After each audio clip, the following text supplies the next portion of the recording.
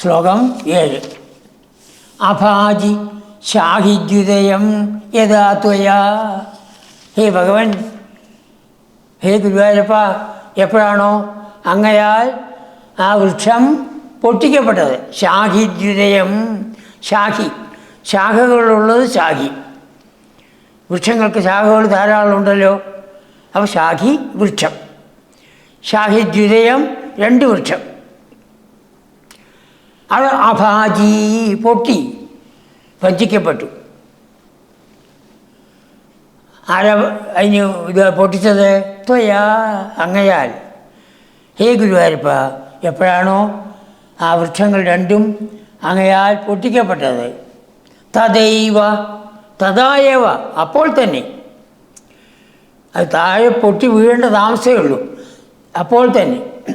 തൽ ഗർഭതലാൽ നിരേയുഷ, അതിൻ്റെ ഉള്ളിൽ നിന്ന്, ഗർഭം ഉള്ളിൽ നിന്ന്, ആ ഉൾഭാഗത്ത് നിന്ന് നിരേയുഷ പുറത്തേക്ക് കടന്നു. ആരാ കടക്കണത്? യക്ഷയുഗേന, 2 യക്ഷന്മാർ. അവരെങ്ങനെയുണ്ട്? മഹാത്യുഷ, എന്തെന്നില്ലാത്തതായ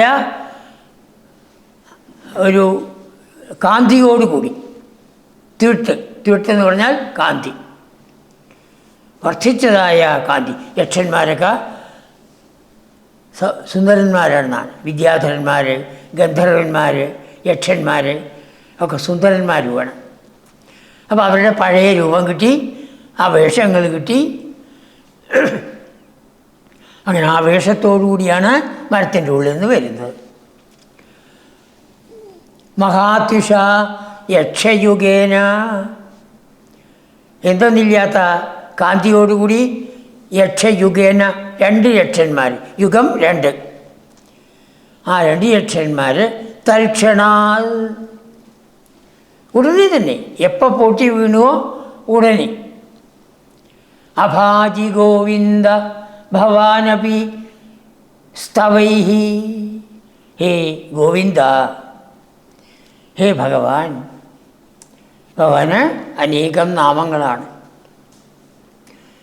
വിഷ്ണു സഹസ്രനാമം 1000 ഭഗവാൻ നാമങ്ങളാണ്. പിന്നെ അതല്ലാതെ കണ്ട അനേകം നാമങ്ങളുണ്ട്.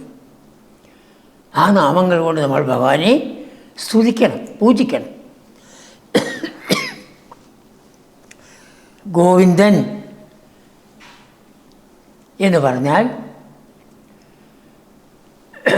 ഗോക്കളെ രക്ഷിച്ചവൻ എന്നർത്ഥമാണ്. ഈ ഇതിൽ തന്നെ, ഈ അവതാരത്തിൽ തന്നെയാണ് ഗോക്കളെ രക്ഷിക്കുന്നത്. ഗോക്കളെ രക്ഷിച്ചവൻ ഗോവിന്ദൻ. ഭൂമിയെ പൊക്കിക്കൊടുക്കുന്നവൻ ഗോവിന്ദൻ. ഗോ എന്ന് പറഞ്ഞാൽ ഭൂമി എന്നർത്ഥമുണ്ട്.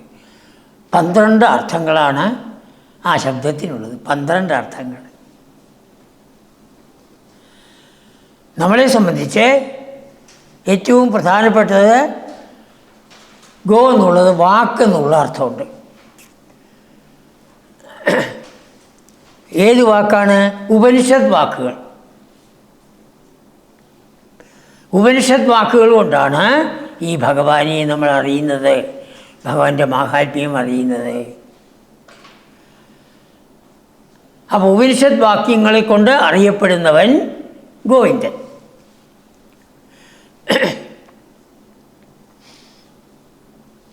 അനേകം അർത്ഥങ്ങളുണ്ട്. ആ ഗോവിന്ദ ശബ്ദം വരുമ്പോൾ നമുക്ക് എല്ലാ അർത്ഥങ്ങളും പറയാം. ഇപ്പോൾ തൽക്കാലം ഇത്ര മനസ്സിലാക്കുക. ഗോക്കളെ രക്ഷിക്കുന്ന, ആരെ ഗോക്കൾ? നമ്മൾ ഓരോരുത്തരുമാണ്. ജീവാത്മാക്കളാണ് ഗോക്കൾ. ജീവാത്മാക്കളായ നമ്മളെ എപ്പോഴും രക്ഷിച്ചു കൊണ്ടിരിക്കുന്നു ഭഗവാൻ. അങ്ങനെയുള്ള ഹേ ഗോവിന്ദ, അങ്ങയെ ഈ 2 യക്ഷന്മാർ, നളകൂപരൻ, മണിഗ്രീവൻ എന്ന 2 യക്ഷന്മാർ ആ വൃക്ഷത്തിൻ്റെ ഉള്ളിൽ നിന്ന് അവരുടെ എല്ലാവിധ അലങ്കാരങ്ങളോടുകൂടി, മോടിയോടുകൂടി, ആഡംബരത്തോടുകൂടി പുറത്തേക്ക് വന്നു. മഹാത്വിഷ യക്ഷയുഗേന തൽക്ഷണാൽ അഭാജി ഭജിച്ചു, ഭഗവാനെ ഭജിച്ചു. എങ്ങനെ ഭജിച്ച്? സ്തവൈഹി സ്തുതികളെ കൊണ്ട്, പല തരത്തിലുള്ളതായ സ്തുതികളെ കൊണ്ട് ആ ഭഗവാനെ ഭജിച്ചു.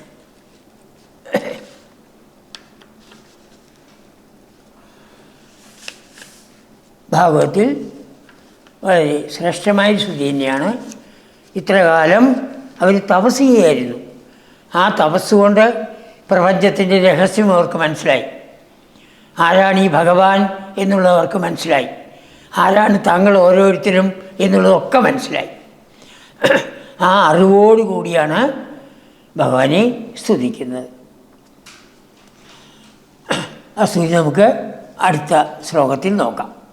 അഭാജി ഗോവിന്ദ ഭവാനഭിസ്തവൈഹി. ആ വൃക്ഷങ്ങളുടെ ഉള്ളിൽ നിന്നും പുറത്തു വന്നതായ ആ നളഗോപുര മണിഗ്രീവന്മാർ രണ്ടുപേരും ആകാശത്ത് നിന്നുകൊണ്ട് ആ ഭഗവാനെ പല നാമങ്ങളെ കൊണ്ട് സ്തുതിക്കുകയുണ്ടായി.